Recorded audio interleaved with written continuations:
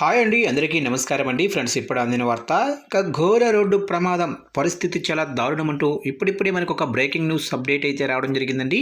అయితే ఇందుకు సంబంధించిన వివరాలు అయితే మన వీడియోలో తెలుసుకుందామండి. ఏం జరిగింది ఏంటి అనేది క్లారిటీగా తెలుసుకుందామండి. వీడియో మాత్రం పూర్తి వరకు చూడండి ఫ్రెండ్స్, అప్పుడే మనకి పూర్తి సమాచారం అయితే తెలుస్తుంది. లేట్ చేయకుండా టాపిక్ కూడా వెళ్ళిపోతాము.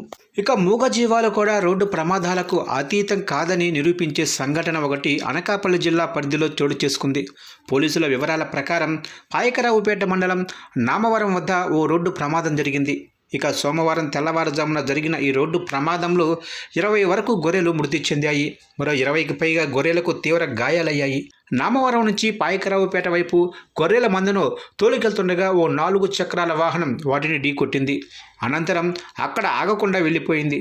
దీంతో గొర్రెల కాపురులకు నష్టం వాటిల్లటమే కాకుండా మూగజీవాలు సైతం తమ ప్రాణాలు కోల్పోయాయి. ఇక విషయం తెలుసుకున్న పోలీసులు సంఘటనా స్థలానికి చేరుకొని పరిశీలించారు. ఈ సంఘటనపై కేసు నమోదు చేసుకొని దర్యాప్తు చేస్తున్నారు.